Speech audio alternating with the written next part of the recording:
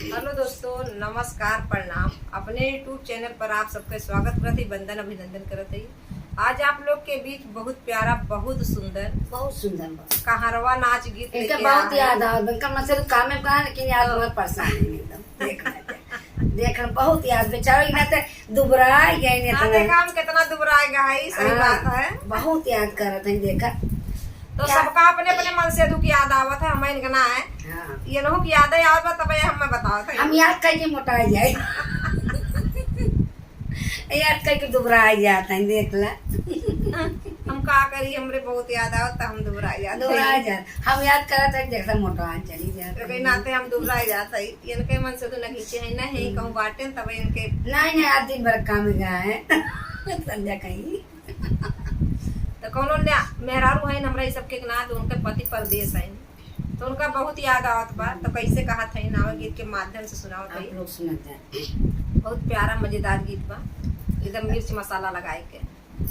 राजा तोरी याद बहुत हमरे आवे, राजा तोरी याद बहुत हमरे आवे, राजा तोरी याद बहुत हमरे आवे, बहुत हमरे आवे, राजा तोरी याद बहुत हमरे आवे, राजा तोरी याद बहुत हमरे आवे, राजा तोरी याद बागों में आवे, बगीचा में आवे, बागों में आवे, बगीचा में आवे, नेबुला पे सिरवा पटक हम रोई, राजा तोरी याद बहुत हमरे आवे, राजा तोरी याद नेबुला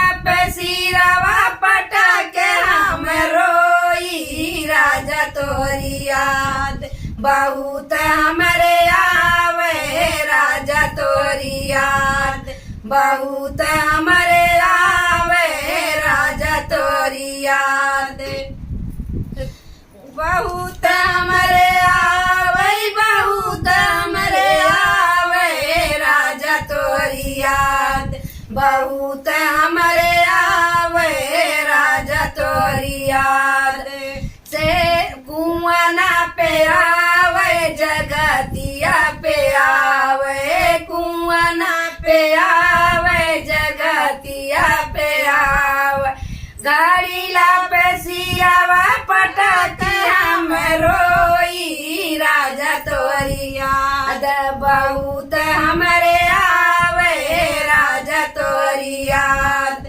बहुत गाड़ी ला पे सियावा पटक हम रोई, राजा तोरी याद बहुत हमरे आवे, राजा तोरी याद बहुत हमरे आवे, राजा तोरी याद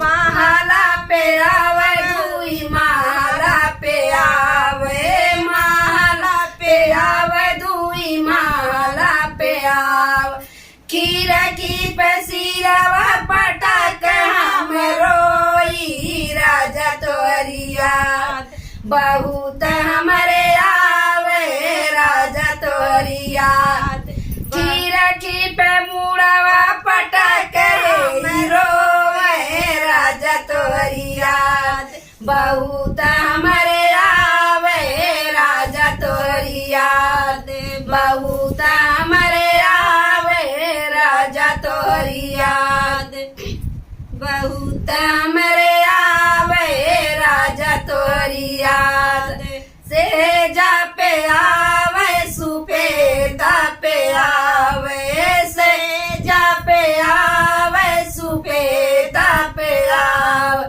ताकिया पकारी के बहुत हम रोई, राजा तोरी याद बहुत हमरे आवे, राजा तोरी याद ताकिया पकारी के बहुत ये तो रोवे, राजा तोरी याद बहुत इनके